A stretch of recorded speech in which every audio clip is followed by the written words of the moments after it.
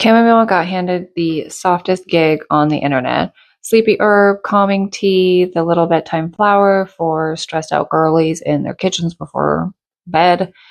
And that story isn't exactly wrong. It's just pathetically small. Like giving Beethoven a job as a doorbell.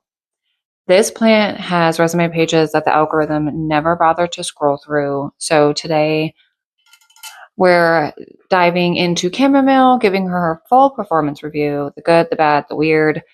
And while we talk, I'm going to show you how to make a simple chamomile glycerate.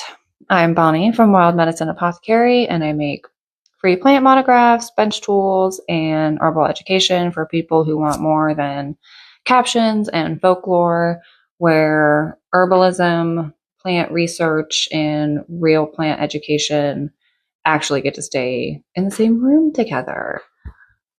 Not sanitized, not sensationalized, just honest. So let's root in. And yes, I'm going to keep saying root in every episode until it becomes a thing. Ta-da. So the algorithm took her and basically turned her into a mug with a nightlight, which, to be fair, is not entirely random. And what I'm going to do here is just do a simple little glycerate for upstairs for me and my kids. So there is real research. A 2016 randomized study in the Journal of Clinical somewhere showed that extract has helped in clinical anxiety, not miracle level, not case closed, and not fake. So I'm not slandering chamomile. I am just here to say that she got flattened into one vibe when she could and should be an entire genre. So this I'm filling up to just about halfway, and then I'm going to top it off with glycerin and leave a tiny bit of headspace for expansion because it's going to go in my hot box for a couple of weeks. Once someone decided chamomile was the calm one, that became just the entire conversation. Hold on, let me move this camera. I love how I said let me move my camera, like it's not just me with my phone and a ring light. Anyway, once someone decided that chamomile was the calm one, that became the entire conversation. And with chamomile, that means people stop talking about the rest of her range: cramping, PMS, menstrual pain, GI spasm, tradition, and the more tentative hormone conversation that needs way more precision than the internet usually gives. Sorry, I have 80,000 children at home from summer vacation. Anyway, the funny thing is when I was researching this episode, I found a 19th century herb list that listed chamomile for hysteria and female obstructions. That's the 1800s version of she's not just for sleep, she's for your entire reproductive system, Greg. So the algorithm didn't invent the association. It just forgot everything else, which is classic. Anyway, I'm just going to give this a stir to make sure that all of the chamomile is covered and top it off, and we'll keep going from there. But anyway, chamomile goes way deeper than that. The Anglo-Saxons called her Maven and listed her in the Lacroningo. It's a 10th century manuscript as a plant that could fight fiend, venom, and every evil thing. That's like not sleepy tea energy. That is exorcist energy. So, yikes. Anyway, in medieval herbals, chamomile was a strewing herb. You toss it on the floor when people walked over it, like crushed the leaves, and it released a sweet apple-like scent, and the whole room smelled like yumminess, like apples. Christopher Culpeper said that chamomile taketh away all weariness, and recommended it for pains and stitches in the side, like a runner's stitch when you get that runner's cramp. I'm dropping glycerine on my pants because I'm not wearing an apron. And then there's their old garden time wisdom. It's like a plant doctor. So if you have like a sickly plant, you're supposed to be able to plant chamomile next to your sickly plant, like a companion plant with bedside manner, and it's supposed to heal it.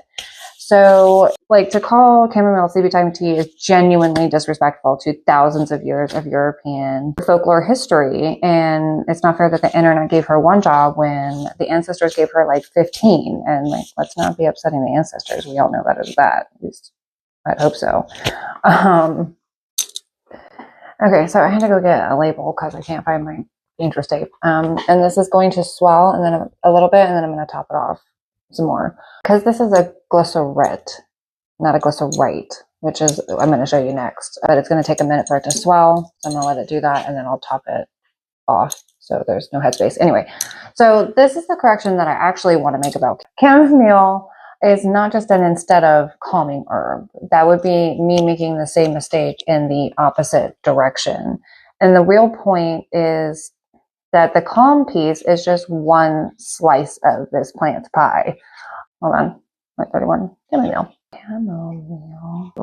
And honestly, one of the more under-discussed human lanes for chamomile is not sleep, it's menstrual discomfort. And just lost most, if not all, of the male audience.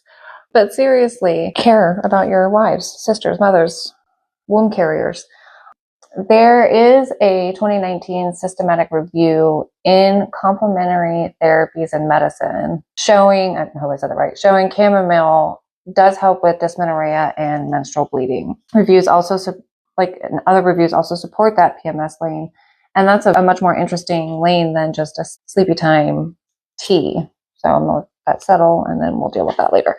I'm going to show you how to do a glycerite, which I think is different.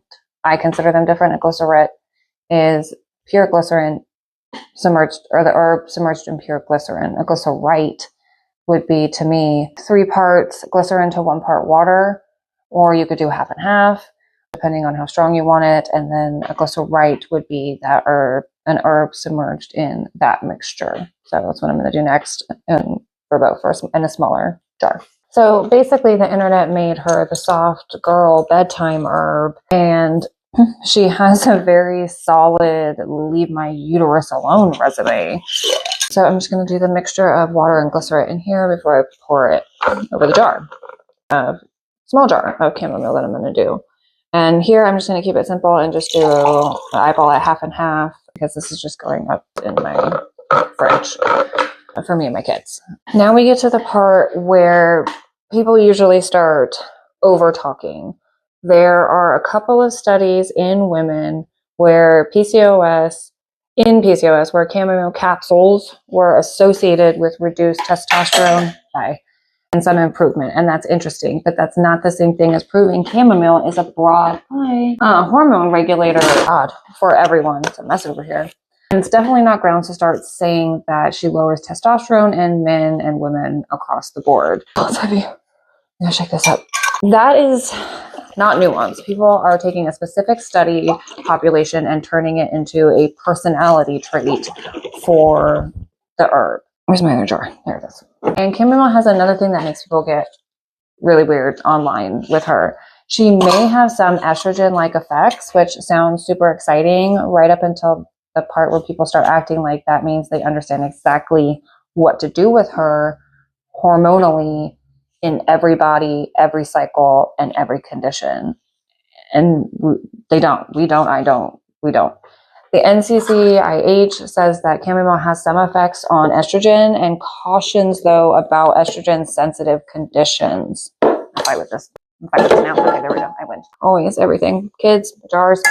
So if you want to say something clean and honest, say this. Chamomile is a real lane for anxiety, a real menstrual comfort lane, and preliminary endocrine stuff in PCOS, small PCOS populations. But you cannot call her a hormone herb for everyone. So, and while we're here talking about hormone herbs and whatnot, I want to just maybe touch on something else. Black cohosh. Black cohosh gets miscast a lot. Think of chamomile as a friend who brings you like a heating pad and a blanket and a slightly judgmental dose of emotional regulation, while black cohosh is the cousin who shows up for hot flash parties and carries like a liver safety baggage. She's a lot. Chamomile didn't go wrong. She got flattened into a mug and a mood board. And the sweet spot for her is this. She is genuinely a calming, anxiety lane herb. She has a stronger menstrual lane than most people want to give her credit for, and a hint of endocrine signaling in settings like PCOS, but with extreme caution and precision. So I did not put enough in here. She is not a one-note flower. I'm going to have to mess with this now because I wasn't paying attention really to what I was doing. But she deserves more. She never got the promotion that she deserves. I'm pretty sure every woman in the audience can attest to knowing that feeling. I'm going to have to strain some of this out and put more chamomile in there.